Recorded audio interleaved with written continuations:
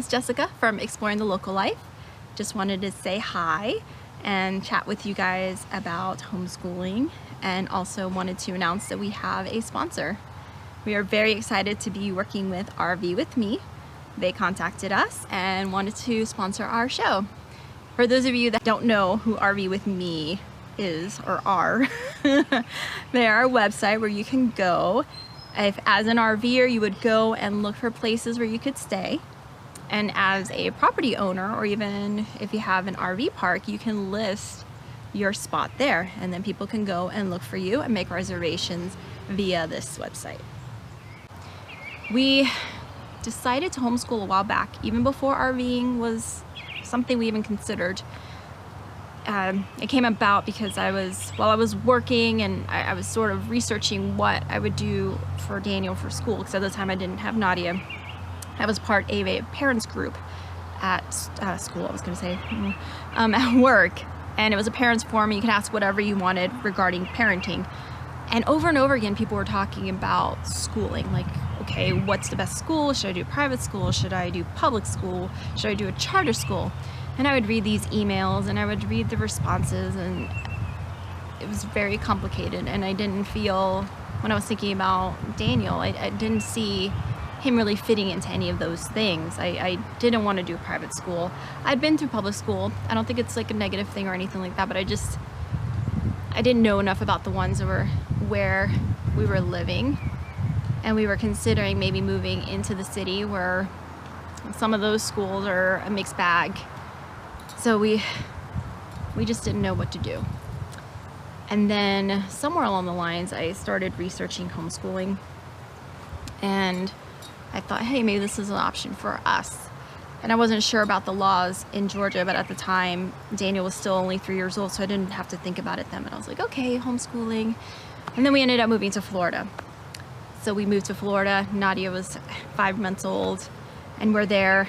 And I don't even know how it came about, but I started looking at homeschooling laws and all that stuff. And I ended up finding a homeschooling group via Facebook, and I started hanging out with them. And Daniel was still pretty young. He was preschool age, and a lot of the other families there had children that were older. Thank you. And I started asking them what they were doing, and it was kind of, it was also mixed. Some people did go through the county and do things like that, and other people did a big curriculum, and other people did something called unschooling, where you don't really use curriculum, or maybe you do, but it's not anything that's very, how do I say it? Most of them did not pick out a curriculum that started from A to Z, and they stuck to it. 8 a.m. we do this, 9 a.m. we do that, or anything like that. Thank you, Nadia. Hold the battery. That is the battery. Thank you. Just hold it. Thanks. Okay. All right, thank you. So we were presented with those options, and I started researching more. Some people told me about a school called Florida Unschoolers, and it is an umbrella school for homeschooling children. So they track your attendance, and then they let the parents choose what type of curriculum they would like to use. For us, we ended up not really doing curriculum. I had initially purchased some and tried using it with Daniel, and basically what happened was he ended up frustrated, I ended up mad, and nobody learned anything. I was like, this isn't working. So we took some time off, and I decided to just put the books away, and we didn't do anything like that. And I was noticing that he was actually learning just organically, just by what we were doing, going to the park, playing outside, talking about things as we played with them, talking about dirt, what it's made out of, talking about the trees. He was learning, and he continues to learn that way. He is 7 years old, and like I said, first grade, but we are not sticking to any type of curriculum. We go to museums, we go for hikes, we watch things on TV, we watch YouTube, we watch Netflix, and he's learned so much just using those materials.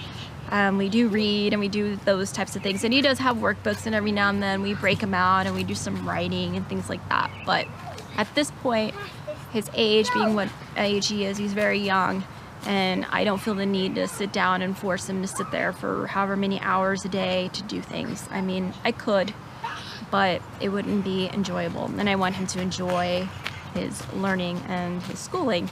So we don't, and we leave it very flexible, and we learn whenever we want to. It doesn't start necessarily in the morning. Sometimes we do it in the afternoon, sometimes we do it in the evening, sometimes we don't do any schooling at all for the day. We just go with it. And if you sit down and talk to him, you'll see he knows a lot of things just by learning in an everyday type of way, and Nadia is learning the same way. And we are happy with that, we're comfortable with that. Will it change? Maybe. Nothing's set in stone. But at this point, this is what's working. He's enjoying learning, he's enjoying things. Like the other day, I was gonna put something on Netflix. I was like, I gotta put on something on Netflix. I'm gonna put away the laundry, I wanna watch something. And they were like, oh, put on Wild Kratts. That way we can learn about animals, Mommy. I mean, it's great, they wanna learn. And they are. So that's how we homeschool. More unschooling than anything else. And as that changes, well, we'll let you know. But at this point, it's working and we're all having a great time.